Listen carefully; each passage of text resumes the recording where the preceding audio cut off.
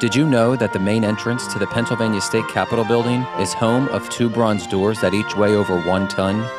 As the primary entrance to this beautiful architectural building, the bronze doors signify the many accomplishments and sacrifices endured throughout the history of the Commonwealth. The magnificent archway over top the doors contains a portrait of William Penn, founder of the Keystone State. The upper panels on the doors commemorate the forming of our nation, with the signing of the Declaration of Independence and Constitution. The bottom panels depict the laborious industries of the Commonwealth, including coal mining and agriculture. Now you know.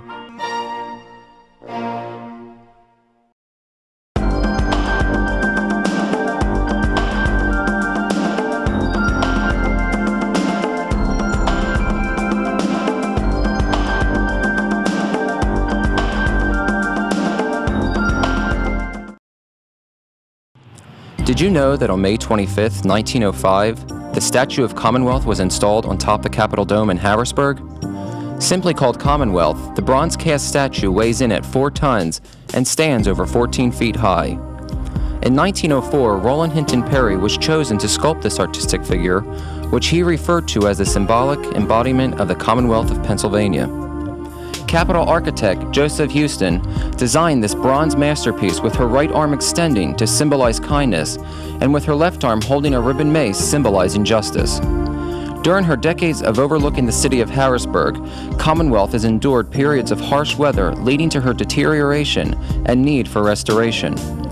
Prior to her refurbishing in 1997, Commonwealth was last restored in the 1940s. Under the direction of Rathgeber Goss Associates, the Commonwealth statue has undergone restoration and regilding to the form originally envisioned by her sculptor.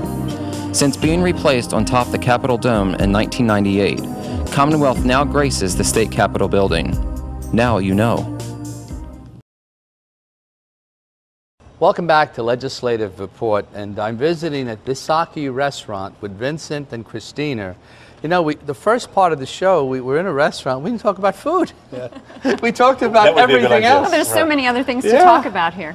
Well, why don't we first talk about the sushi? Because there are misconceptions out there that it's not just raw, it's cooked fish. And let's talk about it. Well, that's right. I think about Japanese food in general, there are misconceptions that there are these tiny portions and everything is raw, and I think some people are a little bit intimidated by that. And sushi, of course, there are, sashimi dishes that are raw. We purchase the highest quality of fish. Comes in fresh every day. It's hand boned by our sushi chefs, who, by the way, are highly skilled and trained in their art, and it really is art. Yeah, I want to jump in and mention that they're masters of their craft. Indeed. I mean, they're at the highest level that you could possibly be in that particular category. They are all masters of the craft. That with the effort that we put into building our building, we put that kind of effort into finding the chefs. So they're the best of the best.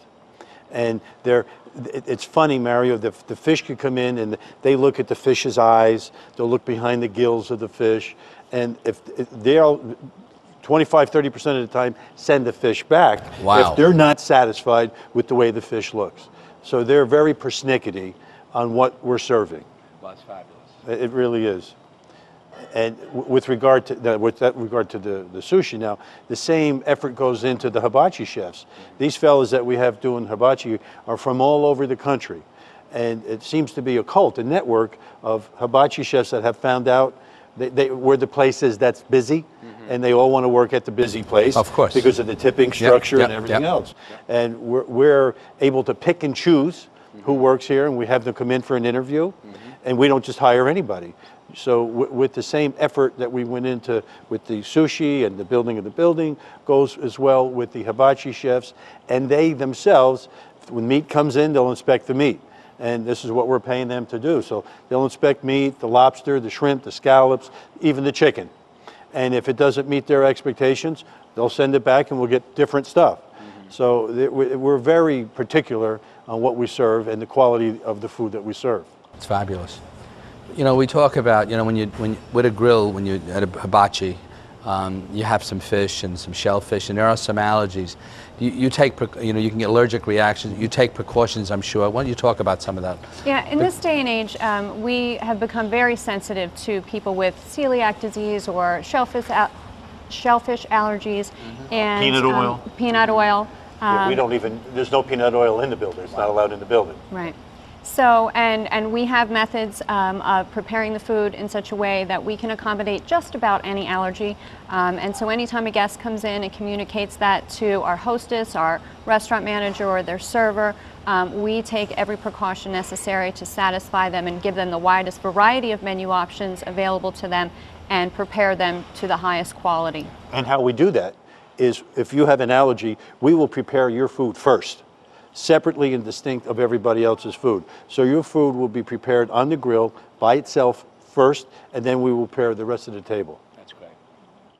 Because I know that some people just hear, you know, and just shy away, but You're right. they don't have to shy away. They can come here and don't have to worry about an allergic reaction. That's.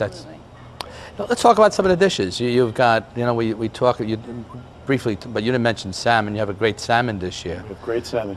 Various steaks. So Well, let's the talk about meal that. all starts off with soup, salad, and edamame.